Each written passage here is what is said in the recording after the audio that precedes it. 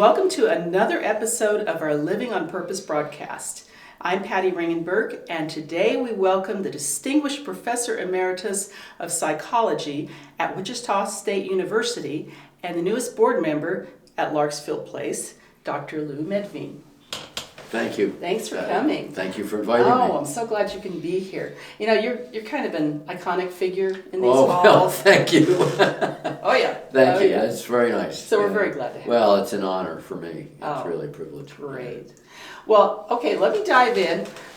You've devoted your life to education and research, specifically in the field of psychology. So what drew you to this field, and what has been your primary aim over the course of your career? So I think this is a terrific question. And in the field of gerontology, this is sort of called a life review question. Mm-hmm. And so as I was thinking about it yesterday, and Jermaine, as you were saying, created the questions, I was really, it caused me to reflect in an interesting way.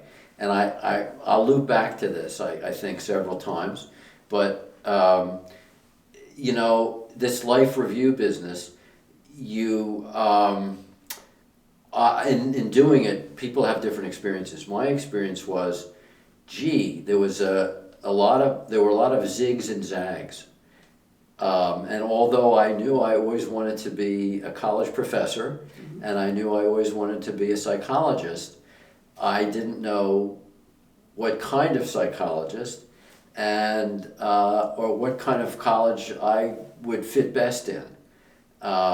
And so it's just very interesting when I was looking back to say that it has been a long and winding road. So the answer then is when I was 10, 11, 12, 13, because of the kind of culture I grew up in, everybody was talking about college and everyone's going to go to college and were people going to be doctors or lawyers, and I, for some reason, always wanted to be a college professor, and my parents encouraged me in that, my father especially, and we discussed psychology a lot in my household. Not that my parents knew a lot about psychology, but they were interested. Mm-hmm.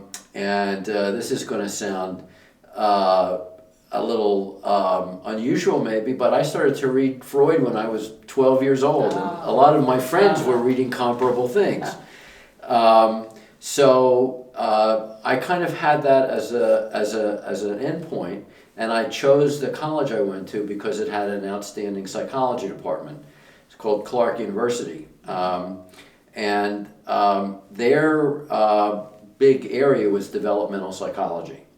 And so at Clark, developmental psychology meant it wasn't just child development, it was the comparison of primitive cultures and industrialized advanced societies, and the comparison of psychopathology versus normal functioning.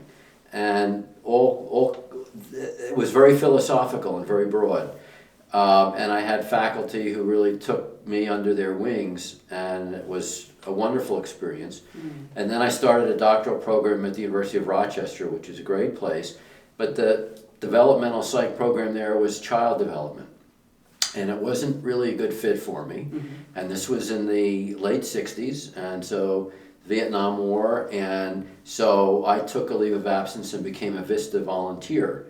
VISTA is the Domestic Peace Corps, basically. And I worked with Mexican-American high school students and college students in Phoenix, Arizona. And it was I had no idea that there was such a thing as a Mexican-American. I grew up in Philadelphia. Mm-hmm. And so I was thrown into this group of people, and I was challenged to develop relationships with them, which I did. And I was fascinated by the whole process. And it was a very successful experience. By the time that I left, we had helped the community to elect a Mexican American on the school board and change the school policy so that it was permissible to speak Spanish. And this was in schools which were 60% Mexican American.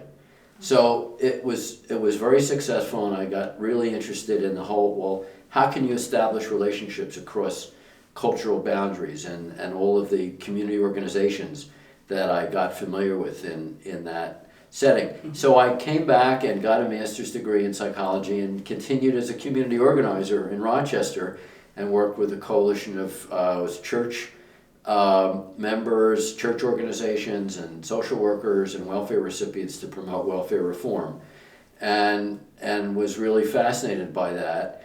And then I went to social work school at Columbia and took a research track and a community organization track. And that fit my interests.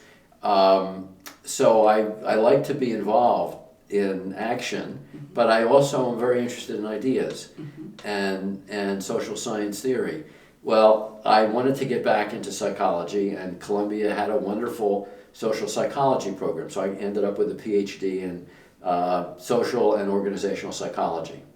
And it was a very good fit for me. And one of the things about the program was they encouraged obligated students to do applied research as well as laboratory research. So I had an experience which was terrific as a graduate student. I worked with the WNET, it was the educational TV station in New York City. They had produced a documentary about deinstitutionalization, psychiatric deinstitutionalization. So this was in the 70s, and it was pretty rough stuff. And the goal of the documentary was to create more favorable attitudes towards deinstitutionalization. Well, so I was hired working with a faculty member to do an evaluation of the documentary. And we arranged special screenings, and we got several hundred subscribers of the local at WNET, I think it was, in studios, and I got them to answer questionnaires pre and post and focus groups. And we also did a session in Albany with the legislators to see if it changed the attitudes of the legislators. And we later published that work, but I loved that. And I also then went on at Wichita State. I taught evaluation research courses for 20-some years. And that was really my introduction to evaluation research. And then I learned, I did a laboratory study for my dissertation, and it was about how people form relationships. And I very much thought about and used my experience as a VISTA volunteer working with Mexican Americans in trying to fit that with theories about how people form relationships. So the quick way to say it is I did this study that I've always used and thought about of when do you reciprocate, if you're trying to build a relationship with someone, when do you reciprocate a favor with money versus a return favor? How does reciprocity work so that you build relationships? So it just was a very, very nice fit. And then I went on, I was fortunate to get a postdoctoral award from the National Institute of Mental Health, and was at Yale's Institute for Social and Policy Studies doing collaborative relationships, studying collaborative relationships between mental health professionals and self-help groups. And then I got a job at UCLA in the psychology department as a researcher adjunct faculty member, and was head of research for the California Self-Help Center, and carried on research. We tape recorded the meetings of self-help groups and then analyzed the communication patterns.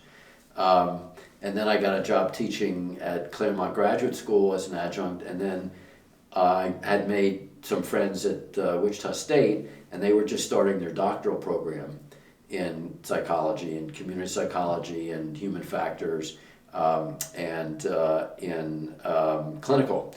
And so they recruited me to help start their doctoral program, which I love doing, and it was a perfect fit for me because it's this combination of work in field settings on real social issues, but also with rigor in terms of theory and methodology.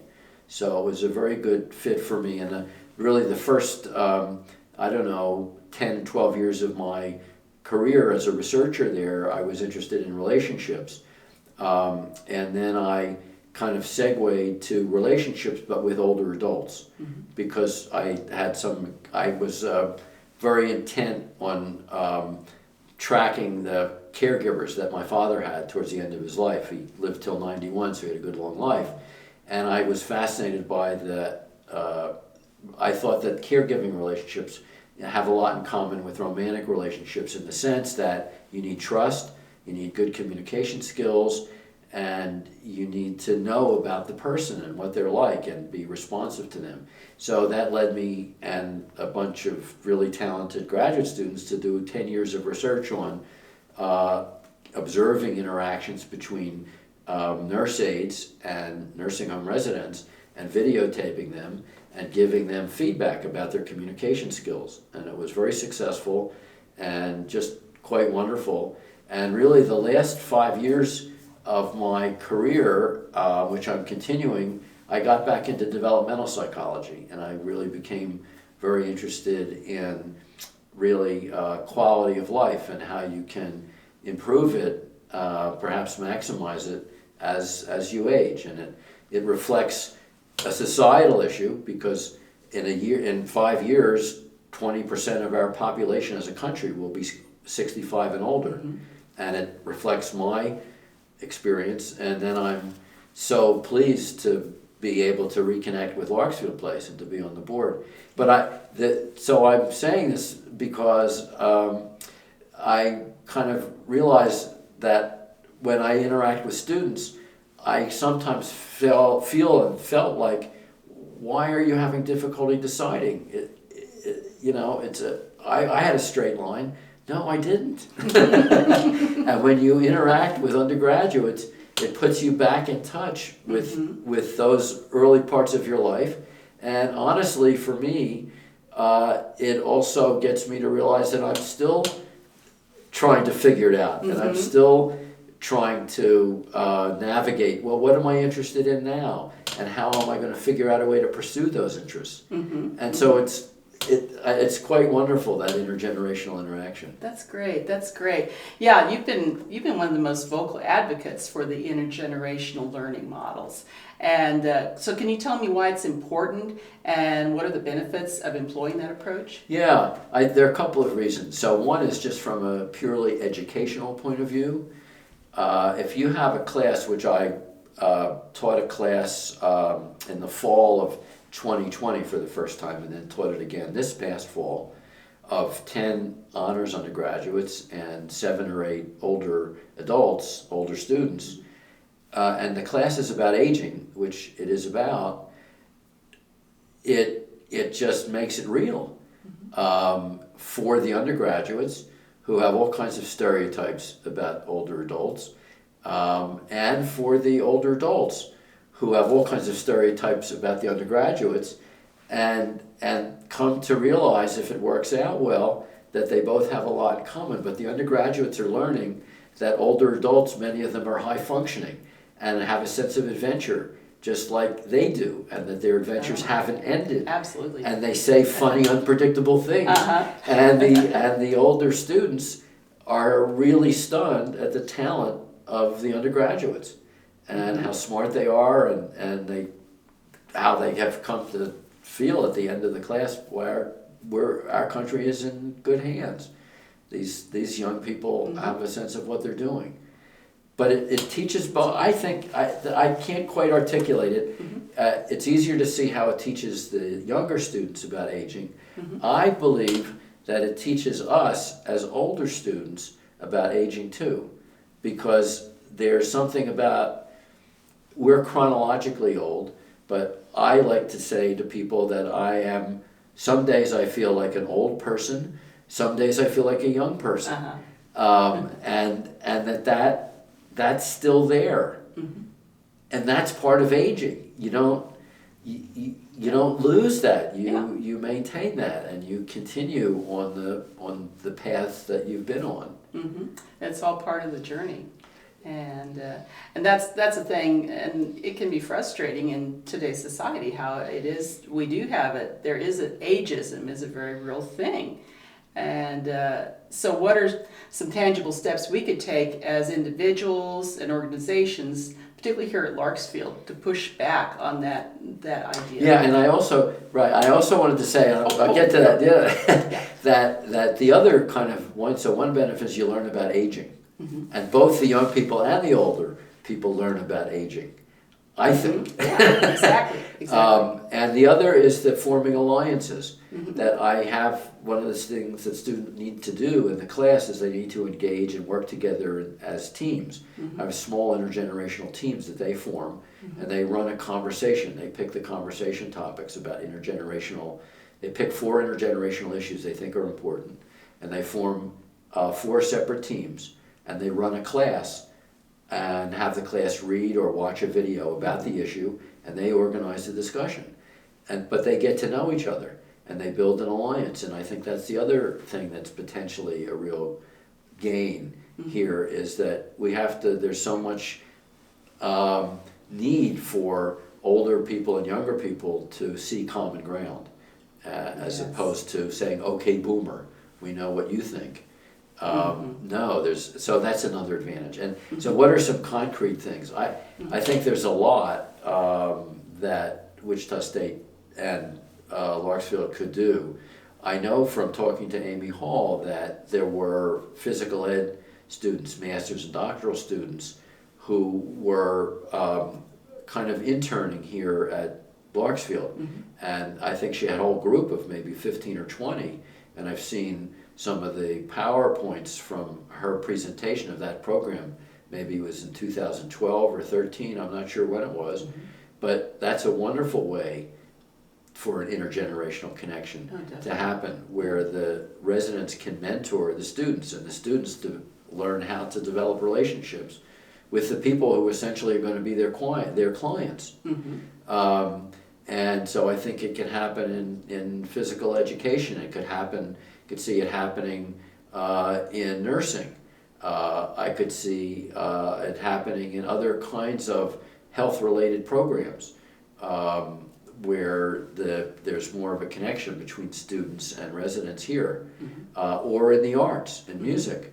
Because with Meg Beck's program, I know she's very good, and other people too. I don't want to leave anybody out who's pulling in the WSU Music and Fine Arts Department.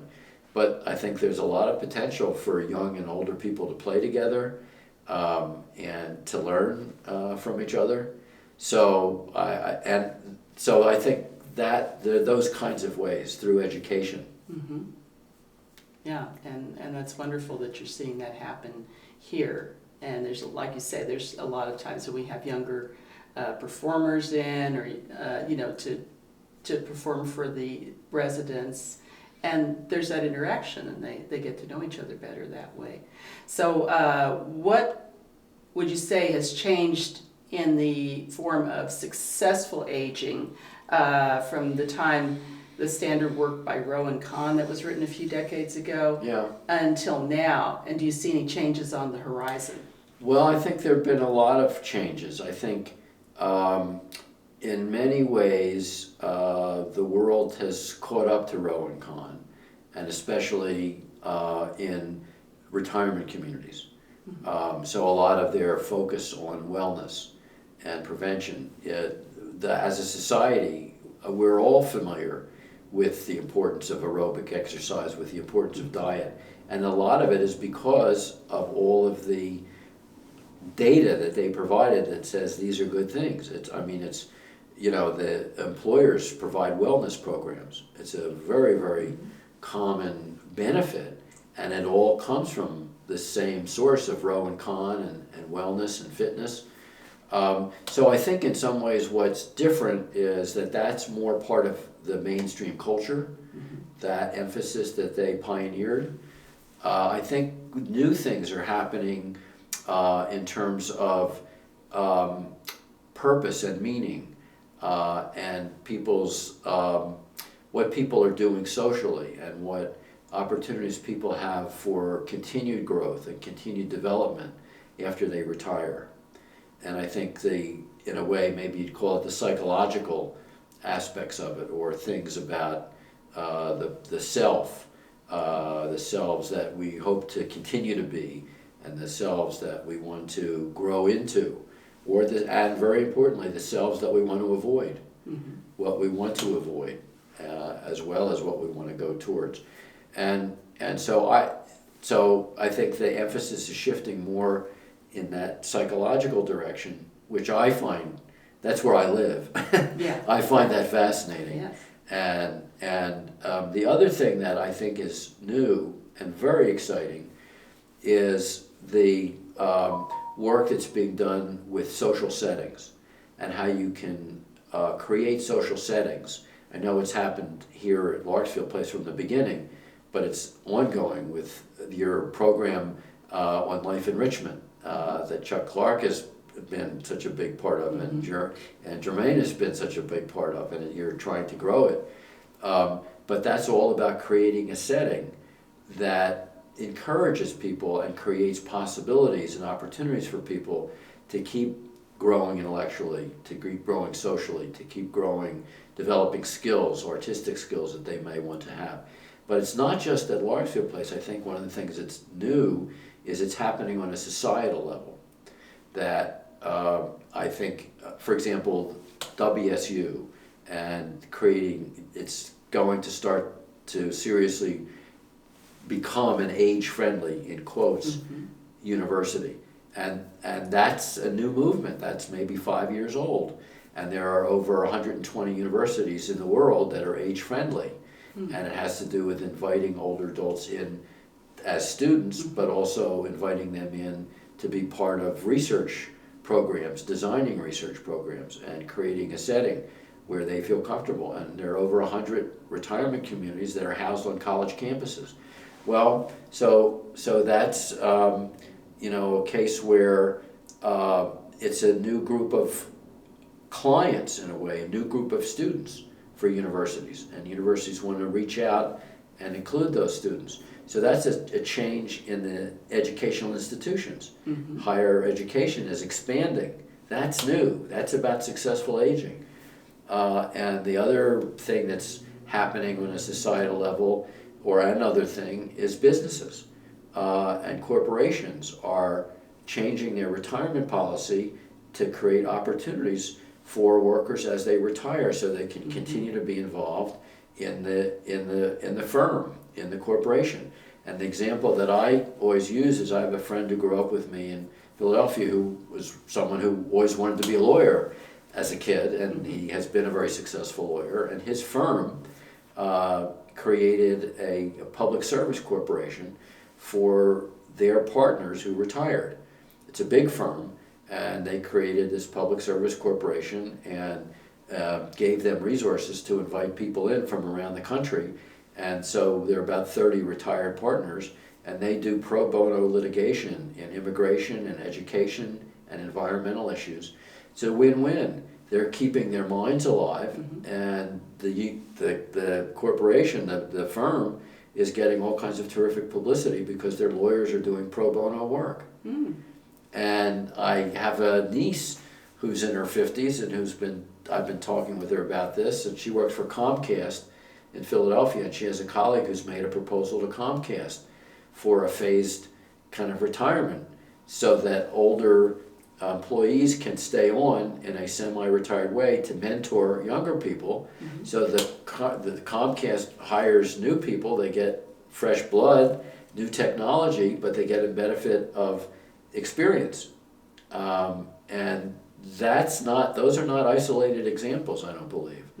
And those things promote successful aging. Yes, yeah.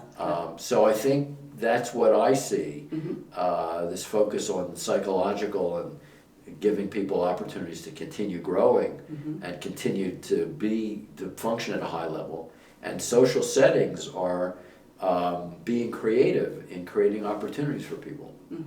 It's so exciting to see those barriers start to break down some, and I've seen that because you have situations where people are kind of starting over at an age where you think they'd be almost retiring, but no, it's there's still opportunities, there's still new horizons. And I think, well, I'm just reflecting on my own experience, because in my experience, the faculty who I saw around Wichita State who retired kind of left the scene.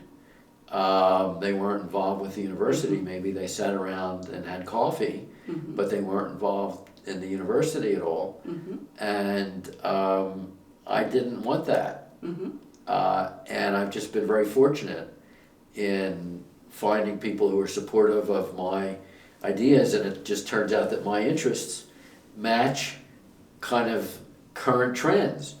So I've been very fortunate, but I think that the university's been creative and wants to involve people. Now, not everybody wants to keep teaching or keep their hand in the game, and that's fine, but what about the people who do? Yeah. And I think there are a fair number of them. And I think in terms of retirement, I think it scares people to think about retirement because they have all the sense of loss. They're going to lose identities of various kinds, but they don't have to. No. They can maintain them, but it requires, a supportive environment and supportive social settings. Yeah.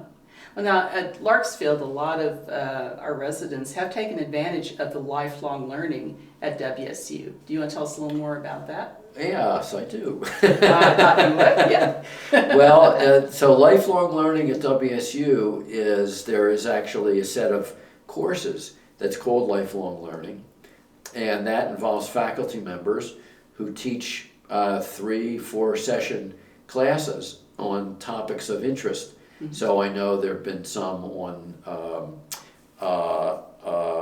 there's sort of geology, and there have been some on local history and epidemics, so a whole lot of different topics that people are interested in. And so I think, and I know kind of where you're coming from, I think a lot of the residents at Larksfield have taken those classes and enjoy them. And the course I'm teaching is not exactly lifelong learning, it's community education. And that's another opportunity for Larksfield folks and other older people in the Wichita community to take classes at Wichita State. The history of the partnership between Wichita State and Larksfield.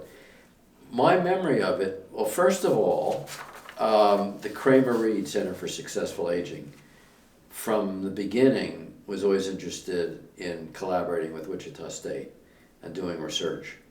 So it started in '83, and I think, trying to remember from the talk that I gave and the research I gave, I think that the Successful Aging Center was started in '85, formally, with an office and staff.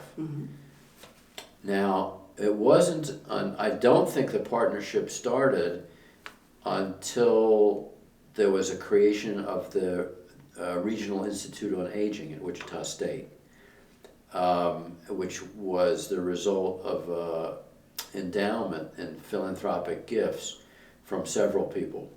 And they created an endowed professorship. And the first woman who was the director of the Regional Institute on Aging, Terry Radabaugh, had been a career person at NIA, National Institute on Aging, and her area was Alzheimer's. So she was very familiar with aging research and funding. And I want to say that she started in the late 90s. And one of the things she did was to negotiate a partnership with Larksfield Place during the first year or two that she came on board. And then there were two philanthropists whose names I'm not remembering, who made small grants available to faculty, WSU faculty, who wanted to do research on aging. And the idea was these were going to be seed grants, seed projects that would make it easier for us to get NIA grants, because we had done pilot studies. And so there were 14 or 15 faculty. There were 4 or 5 from psychology, and I was one of them who got a grant. There were several from engineering.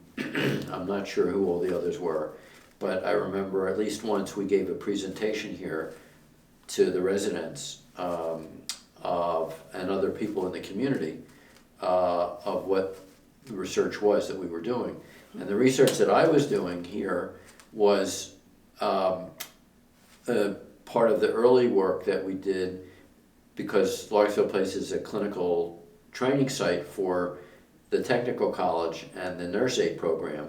So we videotape interactions between nurse aid students and residents, independent residents who were role-playing nursing home residents. So Ernie Crow, who was on the board of directors, role-played a nursing home resident.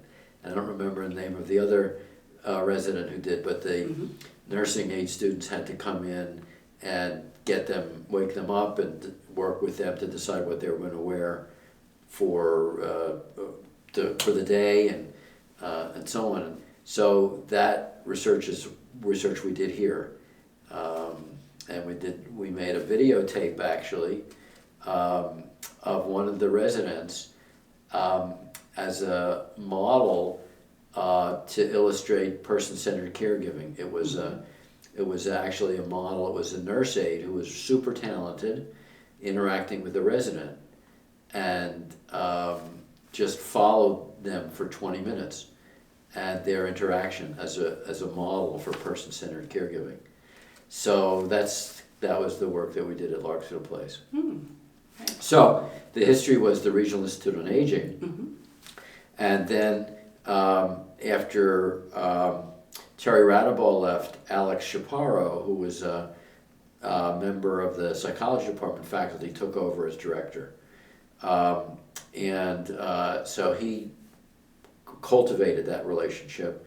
And then Reg, who was a director, kind of was not as enthusiastic about maintaining it, and the faculty found other projects. And so the connection withered on the vine, so to speak.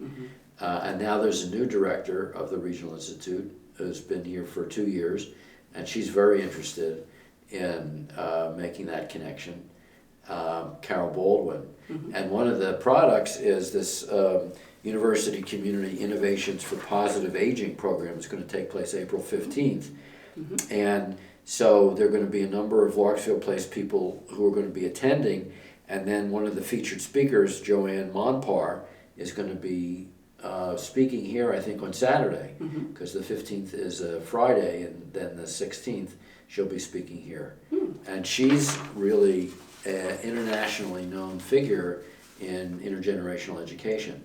She works at LaSalle University. She's a psychology professor, and LaSalle is unique in having a retirement community on their college campus that requires the residents to take 450 hours of college credit every year as a condition for being residents.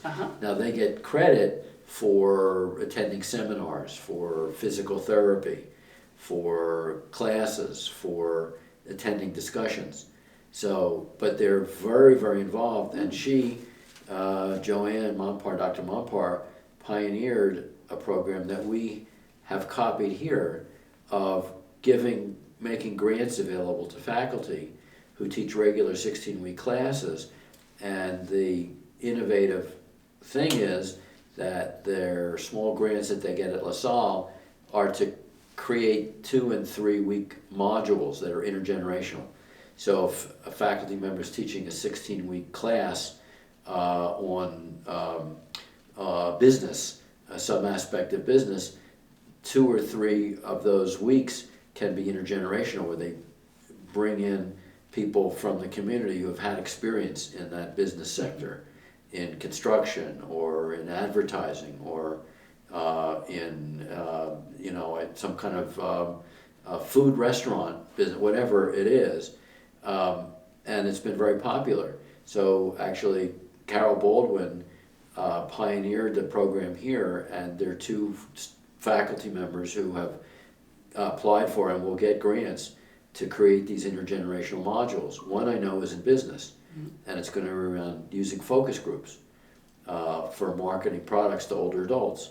And so there'll be older adults in the class as well as undergraduates. Oh, great. So, okay, now that you're a board member at Larksfield Place, what way do you intend to assist with stewarding the leadership into the future? Well, I don't know that I can steward the leadership, but I can offer my thoughts about all of the, or some of the initiatives that I know something about, and I would be happy to offer my thoughts. I'm especially interested in the enrichment programs, as we were talking about before, in lifelong learning, and helping people to really be imaginative and creative about what the possibilities might be for them. And I think it's very important to customize things, and to really build it around the individual. So that's, and because I've had some experience with these things, and you really do have to hear what the person is saying and hear what they're interested in. So what's next for you? Well, we're talking about what's next for me. You know, really getting a sense of the board and working on the board. And I expect to continue. I'm teaching a course now on successful aging, a 6-week class, and actually 2 of the residents from Larksfield Place are in that class. It's just been terrific. They're very accomplished people, and the whole class is really filled with accomplished people. So I'm learning a lot. So I'm looking forward to continuing that and finishing that, and then next fall teaching the intergenerational course again. And I'm honestly interested in doing more writing and more research along the lines of promoting well-being as we age, and programs that are successful in doing that, and how to think about creating those programs. And I also need to say that I'm taking clarinet lessons. I played clarinet all the way from elementary school through college, and didn't play for 55 years. And my goal is to be in a performance group. WSU has a symphonic band, and I know they have community members. So that's my goal. It's one of my goals anyway. Yeah. Oh, that's wonderful. Well, thank you so much for you're being very here welcome. today. We sure appreciate it. Thank you very much for inviting me. Thanks.